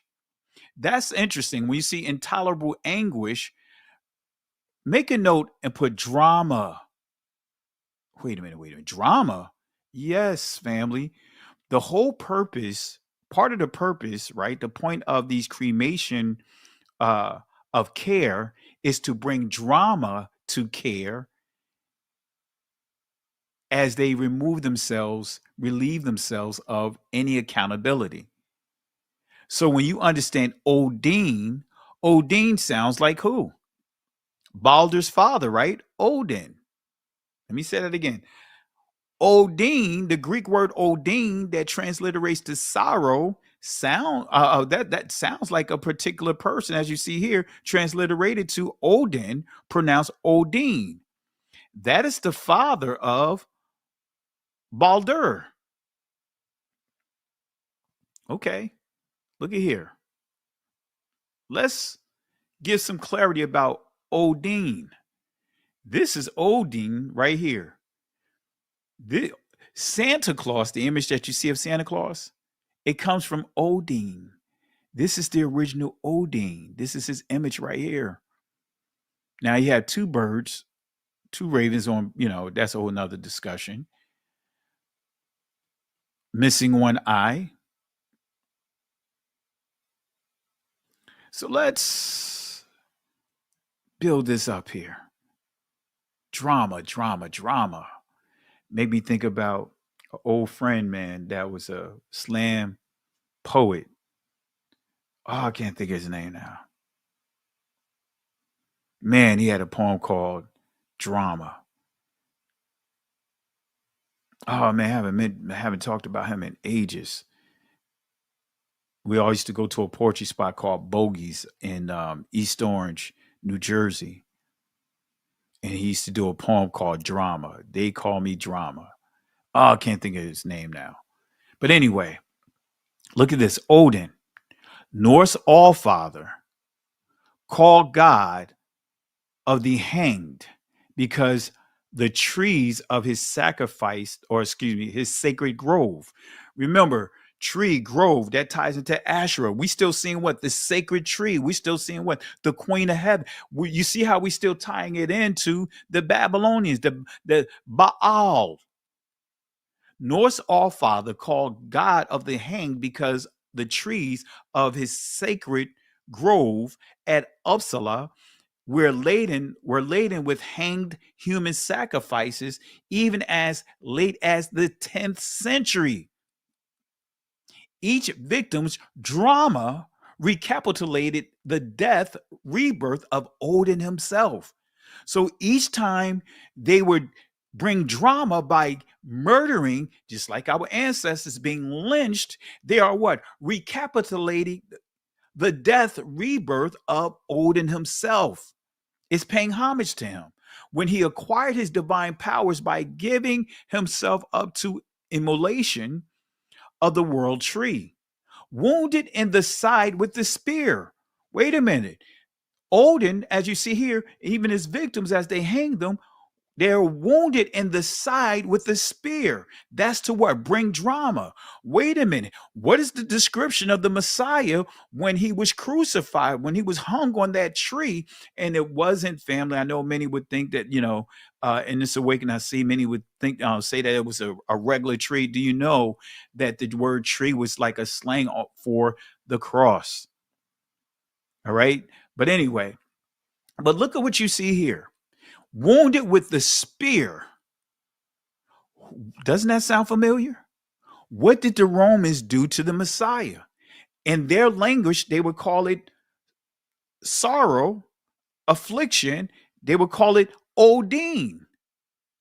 Is it a coincidence that Odin transliterates to Odin? And the ritual of Odin is what? Bringing drama to the victim by piercing them in the side with a spear to pay homage to their father, Odin. See, this is them and their culture when you understand even Christmas, this Santa Claus, this Satan Claus, this Norse deity. When they're paying homage to Santa Claus, Odin, they are disrespecting, they are emasculating the Father. See, they had to build up the name Jesus and build up this Caucasian Messiah, and they had to what? Emasculate the Father, so that way it made it comfortable for those that are in Christianity and Catholicism to worship their All-Father, whom they call the All-Father, which is Odin. The time of the Gentiles is really the time of Odin. Oh, come on, family. We gotta get past this trivia stuff. Gentile simply means other nations. No, what we're dealing with is this time of sorrows that the other nations, the descendants of Japheth, the sons of perdition, right? That bloodline of the son of perdition, which is the fierce names, the fierce sons, the fierce nations that came out of him. So they make it clear that every time you see Santa Claus, St. Nicholas, Pope St. Nicholas V, you are paying homage to this father. And guess what? You have denounced our true father and embracing an all father. That's why the Messiah said, call no man Father, Abba, Yah.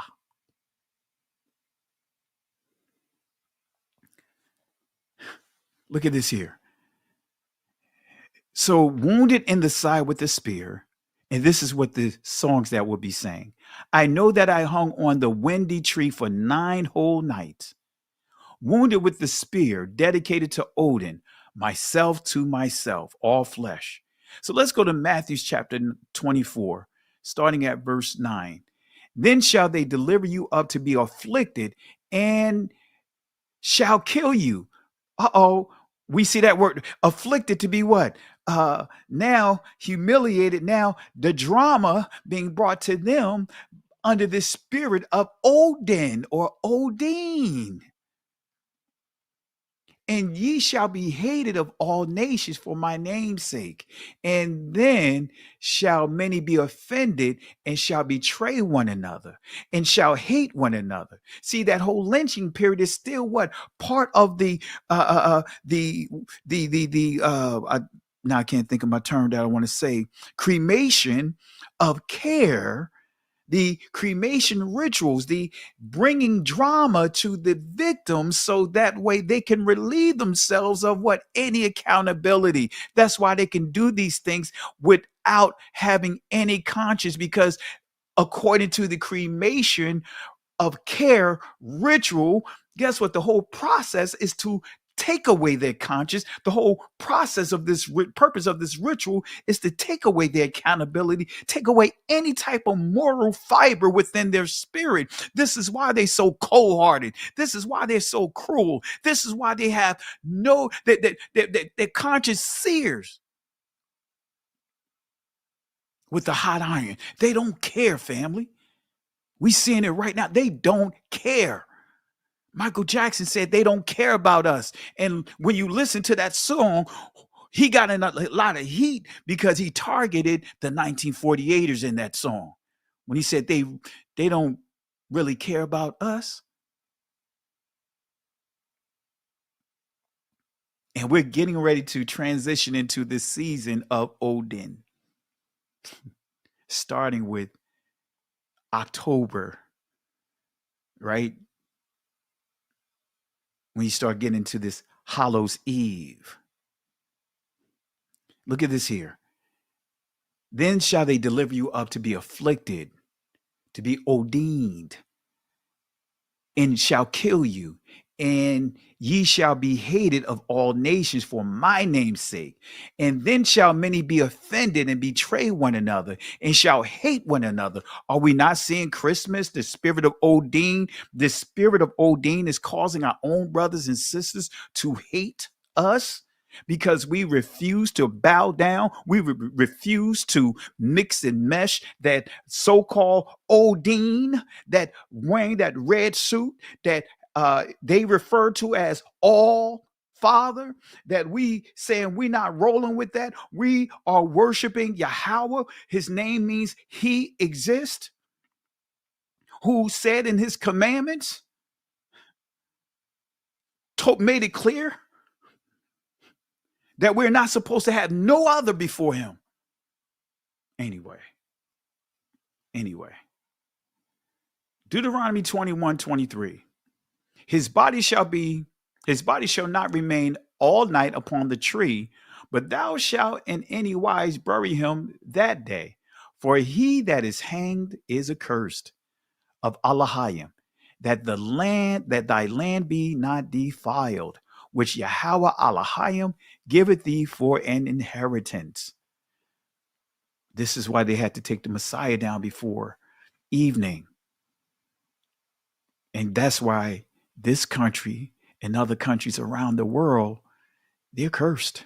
There's a judgment coming because they made it a point to bring drama to our people, leaving our bodies up, our ancestors' bodies up all night. It just happened just recently down in Alabama, shortly after Charlie Kirk's assassination. They found Negroes hanged. So the beginning of sorrows is actually the time of Odin. Odin. That spirit is getting ready to come to an end. So the time of the Gentiles is actually the time of Odin.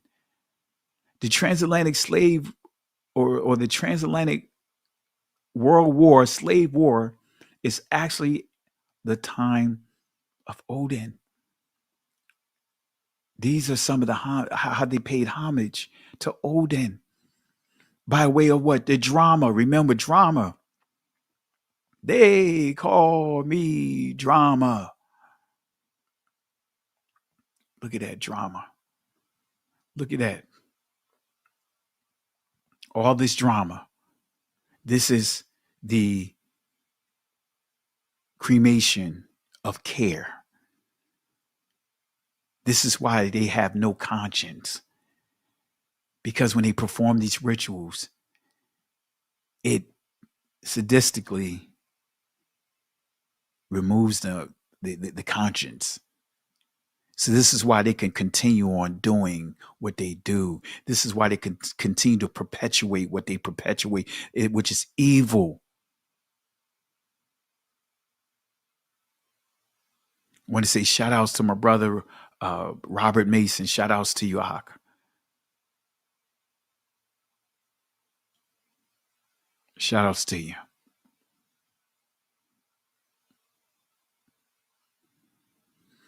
Family, this stuff is real, man. All right, let's go a little bit more. Here's some more drama that they inflicted on our people, all in the name of Odin. This is the ritual. This is what is called, again, the cremation ritual, or the cremation of care. The cremation of what? Accountability. The cremation of morality. The cremation of, as you see here, no conscience, no heart, treating us worse than animals. These are real photos, family. These are real photos. Let me just share my screen real quick. Do I have the book on my desk? Yes, I do. This is one of the books right here. It may cost you, I'm not even sure if they're still making it, but it may cost you a pretty penny, but it's worth it. Some books you just got to purchase, get a hard copy and not just rely on Kindle. Pass it down to your children. See, these books are going to be handed down to my children without sanctuary. All right. These books are going to be handed down to my children's children. So that way they can't erase our history. Because we're going to have a remnant that's going to hold on to our history if the Most High does not come back before that. So look at this here. This is the drama that they inflict on our people with the goal of what? Taking away any accountability for their actions. All right, let me show you a couple more.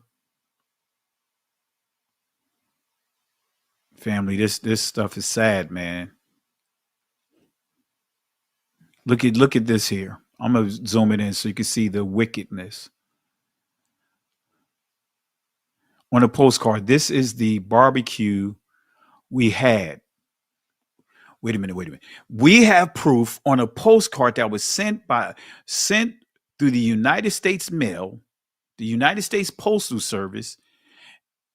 Look at what it says here. And you see the stamp here, even though it's kind of worn out, but it's a stamp here. This is the barbecue we had last night.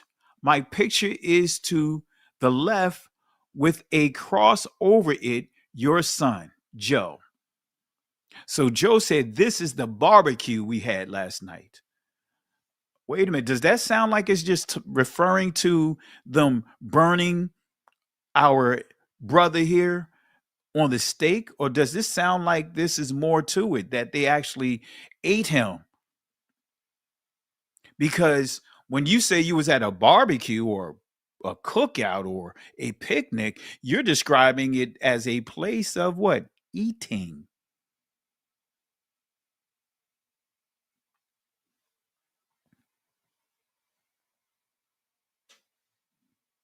Flo, that's his name. Flo. Flo Mental. That's what he used to call himself. Flo Mental. They call me drama. Flo Mental. This is the drama family that they brought on. This is the drama. They ate him. Each victim, remember, each victim's drama recapitulated the death, rebirth of Odin himself. What group of people have the history of fearing to be hanged on a tree? Y'all know who it is. Y'all know what group of people it is. So, family, let's wrap this up here. I mentioned this. I said I would touch on this real quick. The Grim Reaper that's still connected to the Scythians, all connected to this group of people. Let's wrap it up with this here. Let me just do a refresher here. So, family, you already, as I just pointed out, when you deal with the cremation process, right? The cremation ritual, the cremation of care. Family, we and I'm not trying to make anyone feel guilty. We should not be cremating our loved ones. Cremation is also a form of blotting out. Blotting out the existence. That was the whole purpose of the bones being dug up in Jeremiah chapter 8, to blot out the existence. So what is a reaper? Let's break this down real quick. This is a refresher for some of you guys from last week, new to some of you guys that are watching for the first time. What's the origins? It starts with understanding Amazons. Let's break down the Amazons real quick. Greek name for goddess worshiping tribes in North Africa, Anatolia, and the Black Sea. Due to erroneous beliefs that Amazon warriors destroyed the right breast to be hindered in drawing the bow, some derive the name from Amazos, in other words, breastless. But let's go a little further here. I'm going to get to a key point here. The idea may have arisen from Asiatic icons of the primal androgen. I hope I'm not butchering the androgen, with a male right half and female left half, echoed by a chorus of the Amazon goddess Artemis with her brother consort Apollo. Let me see it. So yeah, let me get to a key point here. But actually, when we go back here, you see Artemis, and this all still ties into what these deities that many fraternities and sororities are worshiping. So it says scholars now say the word Amazon meant moon woman. But let's take it a step further, family. In Amazonian myths, the gods was often worshipped as a mare. India's mare mother, Saranyu, mare-headed Detmer, and Cretan, right? You guys get it, but this is the point I want to get to here.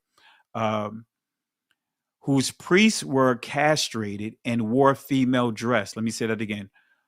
Now, let me read this part. Lukepi, the white mare, who priests were castrated and wore female dress. Look at here, among Scythians also. Among Scythians, men entered the service of the goddess by castrating themselves and adopting women's clothing. The only deity shown in Scythian art was the great goddess, whom the Greeks called Artemis. So guess what? You see this Amazon, this deity, is connected to Artemis, the Greeks, Hestia, and Gaia. Some of the Scythians settled in Parthia, Virgin land, named after their goddess. Come on, family. The Grim Reaper is connected to who? The Scythians. Look at this here. Scythians were governed by priestess queens, usually buried alone in richly furnished kurgans.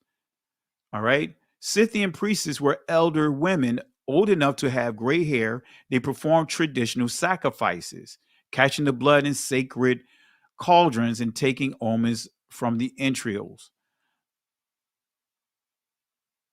Let me see here. Right here, the moon sickle used in mythical castrations of gods was a Scythian weapon. So that weapon that you see, that Scythian, a long-handled form, therefore came to be called a Scythe, and was assigned to who? The Grim Reaper, who was originally Rhea Cronia and the guise of Mother Time, or Mother Death, the earth who devour her own children. Scythian women apparently use such weapons in battle as well as in religious ceremonies and agriculture. So you see, when you deal with the Grim Reaper, you're dealing with the Scythians. Even the weapon, the Sith, right? It's the Scythians. What is the origin of the Grim Reaper? The Grim Reaper is a distorted echo of Rhea Cronia, the flowing mother of time. The Sith, originally her moon sickle, was an emblem of fertility, lunar rhythm, and sacred death, a symbol of terror. The cycle of kingship, castration, death, renewal. They even use human skin as leather, family. Come on, family. We'll stop right here. We'll stop right here. All right, family, there you have it. Really appreciate you guys for tuning in tonight. All right. Can't close out the way that I want to close out because having issues with my my StreamYard, so I can't play my outros like I normally do. But family, be safe out there. And until we do our next live, be safe. And we have our Bible study Tuesdays for those that want to be part of our Bible studies. Send me a link or send me a request. We are woke now at gmail.com. Bible studies is every third day of the week, which is called Tuesdays at 7:30 on Zoom. And we'll send you the Zoom link if you send a notification that you would like to be part of our Bible studies. With that being said, family, I know this is untimely, unscheduled live. It's getting late. I'm ready to lay down. I could barely keep my eyes open. With that being said, fear ye not, stand still, see the salvation of Yahweh. These Egyptians that you see here today, they will not have power over you ever again. The Most High will fight for you. But here's the kicker, family. We have to hold our peace. Shalom.